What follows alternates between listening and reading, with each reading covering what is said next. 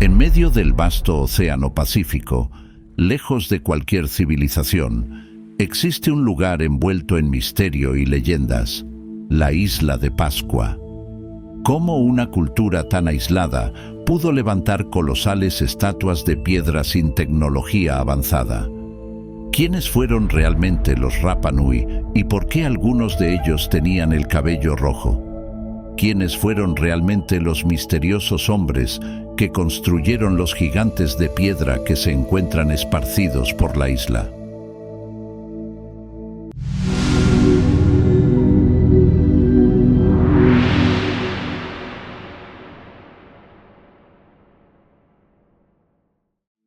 Thor Heyerdahl es un entusiasta.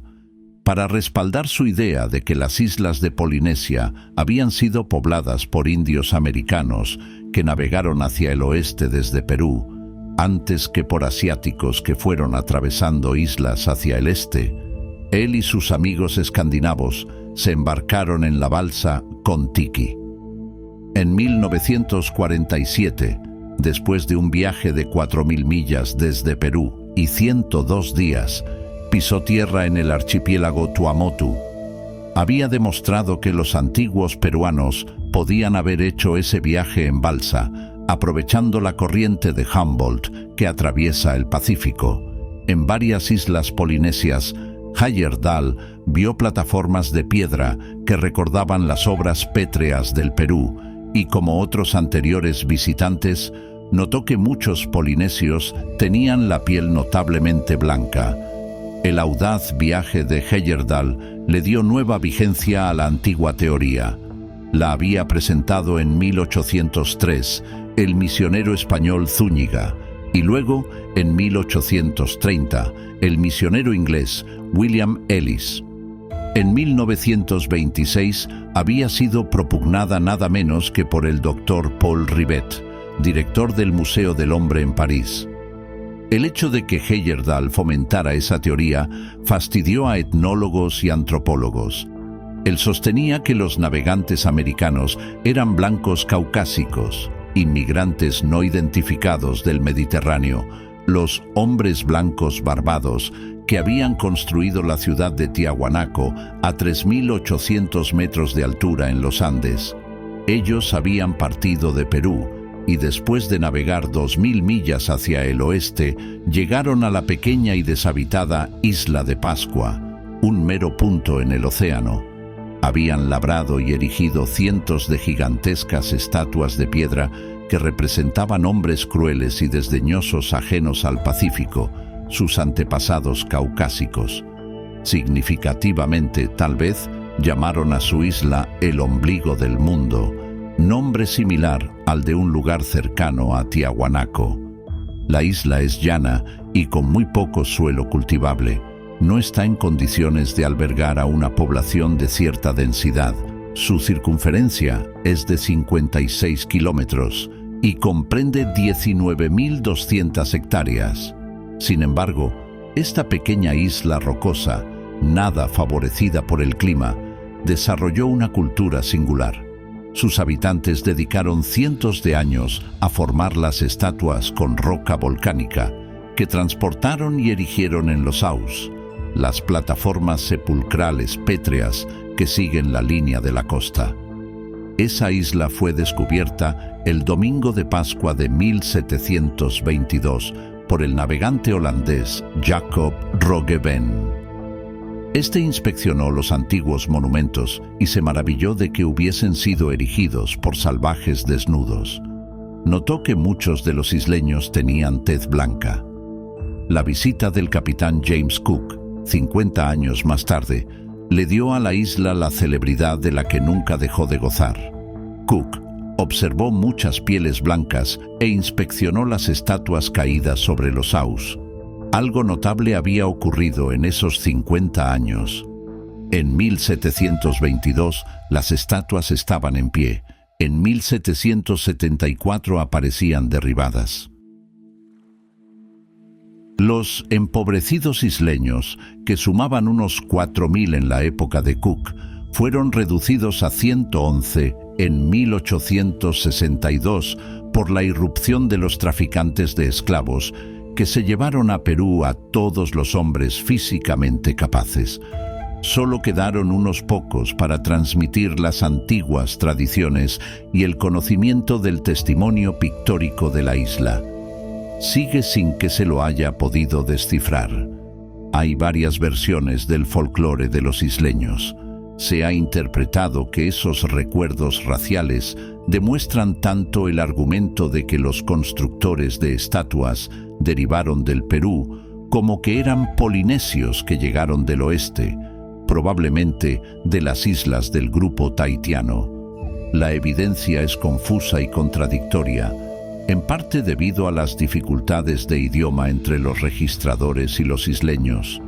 Se cree que las famosas estatuas representan hombres de tipo caucásico, tal vez una conclusión peligrosa de extraer de imágenes pétreas. Se le da cierta importancia al predominio entre los isleños de ojos azules, cabello rojo y piel blanca. En algunos casos, esas características europeas pueden haberse originado en la tripulación de los buques mercantes y balleneros que visitaron la isla en el siglo XIX, pero es poco probable. También el hecho de que estas características se hayan encontrado en otras partes de América y en islas polinesias hacen pensar que no son rasgos adquiridos por la visita de navegantes del siglo XIX. El grueso de la población, que suma unas 2.000 personas, presenta las habituales características polinesias, con el perceptible incremento en la longitud del cráneo, común a la periferia de la expansión polinesia. Está particularmente marcado en la isla de Pascua, que se encuentra en el extremo de la cadena. Se cree que este rasgo refleja el estrato étnico que, en las islas de los mares del sur, fue reemplazado por invasores más oscuros y de cráneo más pequeño. Los habitantes de la isla de Pascua hablan un puro dialecto polinesio, libre de influencias de otras familias de lenguas, indicación esta de su temprano éxodo de su tierra natal. Estos factores sugieren que los migrantes llegaron a las islas y quedaron aislados antes del fin de la vasta dispersión polinesia que culminó en el siglo XIII de nuestra era. Navegando por las estrellas, los polinesios vagaron por los mares en sus endebles canoas de remos y llegaron a Nueva Zelanda, Hawái e Isla de Pascua. Para descubrir la remota Isla de Pascua, habrán debido derivar casi hasta la Antártida a fin de encontrar la corriente meridional y evitar la corriente de Humboldt que fluye hacia el oeste. Esta corriente meridional que deriva hacia el este también pudo haberlos llevado al continente sudamericano, donde podrían haber adquirido la patata dulce, la planta peruana que se cultiva en abundancia en toda Polinesia. El folclore de los isleños contiene tradiciones de dos migraciones procedentes de Polinesia, la primera de las cuales fue conducida por el jefe Hotu Matua. Este llegó a la isla con 300 hombres, después de un viaje de 120 días, en el que lo había precedido inmediatamente su hermano con 7 hombres. La segunda migración parece haberse producido algunas generaciones más tarde. Los isleños, que afirman conservar las antiguas historias, hablan de 2 oleadas de navegantes, una de las cuales llegó sin mujeres, los Nanau Momoko, que significa hombres arruinados o debilitados, y los Hanau Epe, los hombres de orejas grandes u hombres fuertes.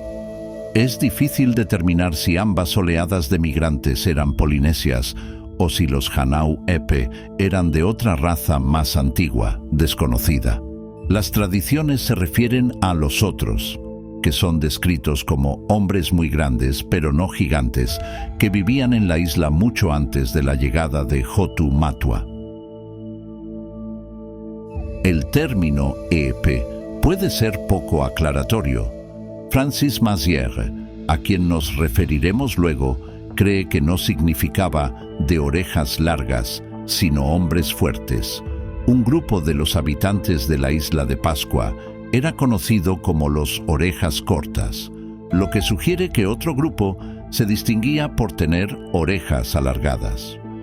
El alargamiento de las orejas se practicaba en toda Polinesia y en Perú, donde los gobernantes incas adoptaron la costumbre como marca de distinción de clase. ¿Eran estos orejas largas y orejas cortas dos oleadas separadas de migrantes polinesios? ¿O es que los orejas largas eran una raza anterior? La evidencia es conflictiva. Puede ser significativo que los isleños modernos que afirman descender de esa raza más antigua se llamen a sí mismos orejas largas. Heyerdahl se atuvo a la versión registrada entre 1883 y 1889 por el contador naval norteamericano W. J. Thompson, quien fue asistido por el misionero residente Padre Russell. Thompson parece haber contado con los conocimientos de dos hombres, el isleño Ure Baeiko, quien afirmaba conocer las tradiciones orales de sus antepasados, y un tahitiano de nombre Salmón, que actuaba como guía para los visitantes y que narraba diferentes historias para satisfacer a sus interrogadores. Baeiko solo podía hablar en español chapurrado. Versiones más confiables pudo haber registrado Francis Massier, quien visitó la isla con su esposa tahitiana en 1963. Ella podía conversar fácilmente con los isleños en su propio idioma, con lo que logró la confianza de estos. Thompson y otro misionero, el padre Sebastian Englert, registraron listas de reyes. Thompson remontó esos 57 nombres hasta el año 500 de nuestra era.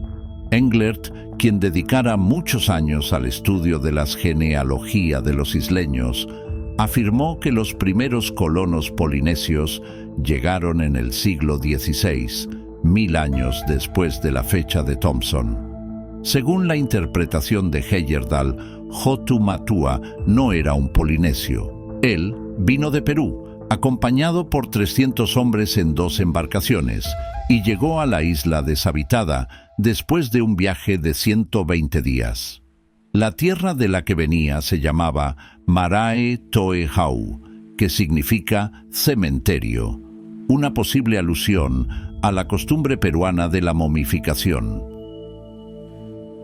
El clima del país era tan caluroso que la gente a veces moría por los efectos del calor. En ciertas épocas del año, las plantas empezaban a marchitarse y se secaban. Se toma esta descripción como referente a Perú, una tierra calurosa y árida. Hotu Matua había sido precedido por su hermano, quien había navegado por el mismo curso guiándose por el sol poniente. Heyerdahl dató la llegada de Hotu Matua en el 475, hacia la época en que, según la tradición peruana, los portadores de cultura de barba blanca habían zarpado hacia el oeste. Massier, beneficiado por la capacidad idiomática de su esposa, distingue entre las 2 oleadas de inmigración polinesia, los orejas largas y los orejas cortas, separados por 20 generaciones. Acepta la posibilidad de que los otros llegaron primero y comenzaron a construir estatuas. Registró una versión de la leyenda que parece haber sido coloreada por los conocimientos posteriores. Un isleño le dijo: los primeros hombres que vivieron en la isla eran sobrevivientes de la primera raza del mundo. Eran amarillos, muy grandes, de brazos largos, pechos fuertes y grandes, largas orejas aunque los lóbulos no estaban estirados. Tenían cabello de un amarillo puro y sus cuerpos no tenían vello y eran brillantes. No poseían el fuego. Esta raza existió una vez en otras 2 islas polinesias. Ellos llegaron de una tierra que está detrás de América.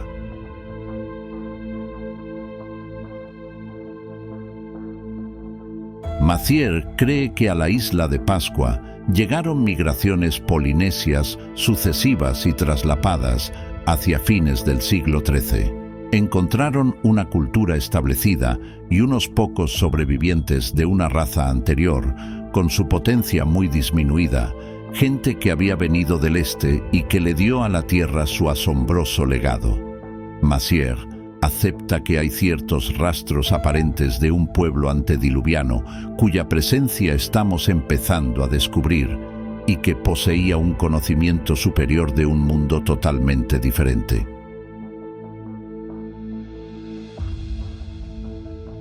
Según sus informantes nativos, ese mundo existía entre las estrellas. La masacre data aproximadamente de 1760, hacia la época en que las estatuas que estaban sobre los ajús, las plataformas funerarias, fueron derribadas. La construcción de estatuas cesó de manera repentina. Puede resultar significativo que no se reanudaran las obras escultóricas. La destrucción y la interrupción sugiere que no había sido una empresa polinesia. ¿Habrían ellos, pregunta Heyerdahl, derribado las imágenes de sus propios antepasados? El culto y el tabú de los antepasados habrían prohibido tal sacrilegio. Él cree que los polinesios, que habían sido obligados a trabajar en la construcción de estatuas, se rebelaron y mataron a sus amos, a los otros, la raza misteriosa que esculpía sus imágenes según su propia imagen. 80 estatuas quedaron sin terminar en la cantera que está dentro del cráter del antiguo volcán Rano Raraku, que se eleva cerca del promontorio de Poike, el tradicional hogar de los otros. 276 estatuas hacen guardia en las laderas del volcán. Se han tomado famosas fotografías de ellas. 300 más yacen derribadas sobre los aús que rodean los altos acantilados de la isla. Otras están a lo largo de antiguos caminos. Estos grupos de estatuas son diferentes. Aquellas que una vez estuvieron montadas sobre las plataformas funerarias son bustos enormes, lisiados monstruosos sin piernas, de sólidos troncos. La más grande tiene 10 metros de altura y 7,6 de circunferencia. Pesa 20 toneladas y, como las otras, una vez soportó un cilindro con un rojo copete que medía 1,8 por 2,4 metros. Esos sombreros fueron extraídos del cráter del volcán Rano Roy, en el centro de la isla. Estas estatuas también se diferencian de las otras en que tienen los ojos abiertos. Estaban de espaldas al mar y miraban hacia la tierra. Se cree que representan un antiguo y un tanto molesto estilo de construcción. Las estatuas que aterran son las que están en las laderas del Rano Raraku. Tanto Métraux como Messier creían que pertenecían a un período diferente y reflejaban un espíritu distinto del de aquellas que están sobre los aús. Sus narices se vuelven hacia arriba y sus delgados labios se proyectan hacia adelante en un gesto de burla y desdén. Carecen de ojos. Proyecciones descendentes a ambos lados de la cabeza pueden representar orejas alargadas o una prenda para la cabeza. Sus bases tienen forma de espiga para poder clavarlas en la tierra. Todas fueron talladas según un único modelo que marcaba un cambio de estilo con respecto a las estatuas más antiguas de las plataformas funerarias. Sus manos fueron finamente cinceladas, con dedos alargados. En su mayoría tienen entre 5 y 8 metros de altura. La más grande es de 22 metros y la más pequeña de 3 metros. Cuando las contempló, Métraux experimentó una sensación desagradable. Llegó a la conclusión de que eran la obra de un pueblo extraño. 80 estatuas quedan sin terminar en la cantera, dentro del cráter del volcán, parcial o casi totalmente separadas de la roca. Métraux pensó que unos pocos golpes con el martillo habrían sido suficientes para cortar los delgados trozos de piedra que unen los cuerpos a la matriz. Las describió como un ejército que está por nacer y espera que se lo saque del volcán y se lo instale sobre las laderas. Parece ser que fue un día de descanso.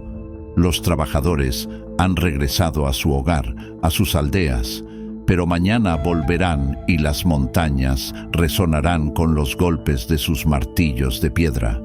Se oirán las risas, las discusiones y los cantos rítmicos de los hombres que izan las estatuas.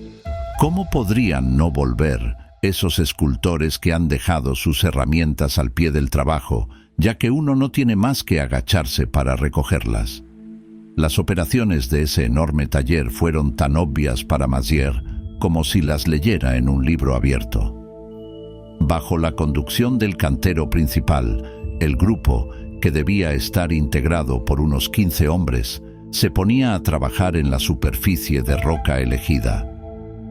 Blandiendo sus picos de dura piedra, labraban la roca siguiendo una línea de agujeros, espaciados por una cuarta entre sí. Esa línea definía la forma y el tamaño de la estatua. Luego comenzaba la tarea crítica de modelar la cabeza y cortar la parte posterior para poder separar toda la estatua de la roca.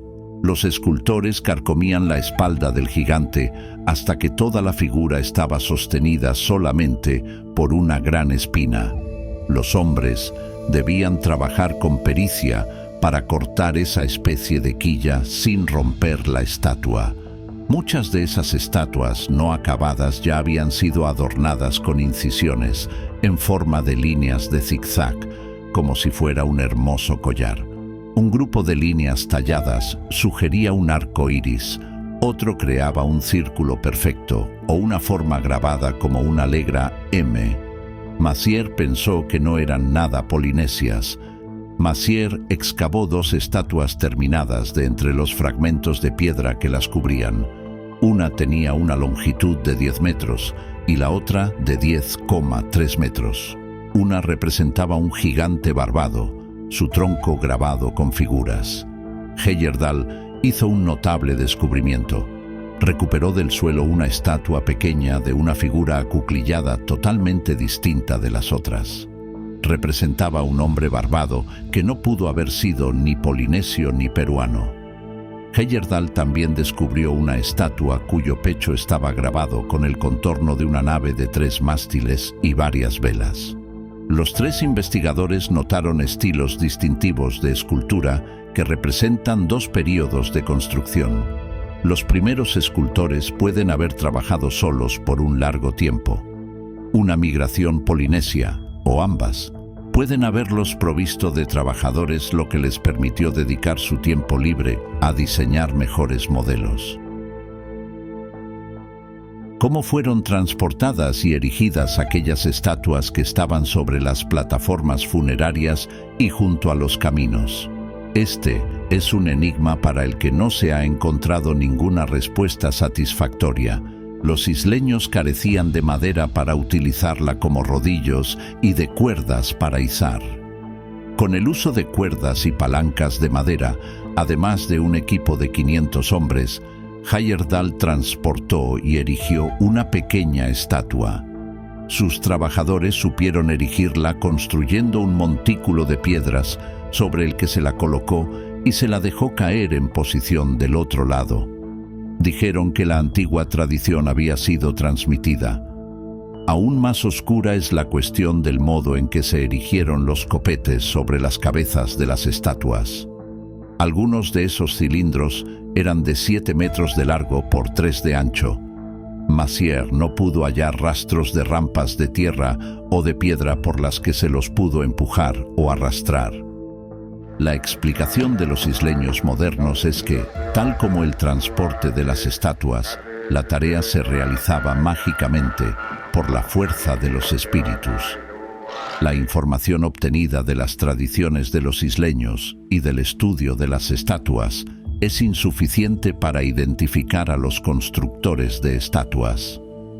A lo sumo se puede decir que esas estatuas tienen cierta afinidad con las del Perú, la tierra de donde los otros pueden haber venido. Los escultores, quienes quiera que fuesen, trabajaron frenéticamente por largo tiempo, tal vez para representarse a sí mismos o a sus antepasados, hombres que parecían ajenos al Pacífico. La otra evidencia es igualmente inconcluyente. La escritura pictórica de las tabletas de Rongo Rongo es única en Polinesia y por lo tanto en Perú, donde no se conoció ningún sistema de escritura hasta la conquista española. Los habitantes de la isla de Pascua no hacían cerámica, que se encuentra en abundancia en Perú. La patata dulce pudo haber sido llevada del Perú, su lugar de origen, a la isla de Pascua y a Polinesia, sea por marinos peruanos o por viajeros polinesios que pueden haber llegado al continente sudamericano. Heyerdahl encontró plantas de juncos que crecen en la isla de Pascua, de la misma especie de las que se utilizan en el lago Titicaca, cerca de la ciudad de Tiahuanaco, para construir embarcaciones de junco. También los habitantes de la isla de Pascua construían ese tipo de embarcaciones. El grupo sanguíneo del tipo B no aparece ni en Polinesia ni en el Perú, pero es dominante en el sudeste asiático, donde según la opinión ortodoxa se originaron los polinesios. Heyerdahl no ha conseguido convencer a los etnólogos ortodoxos con su teoría del origen sudamericano de las culturas del Pacífico. En cuanto a la isla de Pascua, Heyerdahl podría estar más acertado. La esencia del problema puede residir en el súbito cese de la construcción de estatuas, a continuación de la masacre de los Orejas Largas. Sugiere una revuelta de esclavos antes que el abandono de una antigua práctica polinesia. La construcción de estatuas parece haber sido iniciada por una raza desconocida, los otros, que obligó a los migrantes polinesios a trabajar en una tarea inútil. Tal vez nunca sepamos quiénes fueron esos escultores. Quizá, como Heyerdahl cree, fueron caucásicos que de alguna manera llegaron a América del Sur y que, ante la revuelta de sus súbditos, cruzaron el Pacífico para ser masacrados por sus esclavos aún más mal dispuestos. La verdadera historia de la isla probablemente se perdió en 1862, cuando los hombres que entendían las tabletas de Rongo Rongo y que habían memorizado las tradiciones orales fueron llevados al Perú. 25 años más tarde, la isla pasó a la dominación chilena. Ahora está regida por un gobernador chileno y se la utiliza para apacentar 40.000 ovinos. Los isleños están concentrados en una aldea del extremo occidental de la isla. Por la noche salen a visitar las cuevas familiares que horadan los acantilados de la isla. Dicen que en ellas se encuentran atesoradas las pruebas de la historia pasada de la isla, los libros y los emblemas de piedra y de madera que representan a sus primitivos habitantes.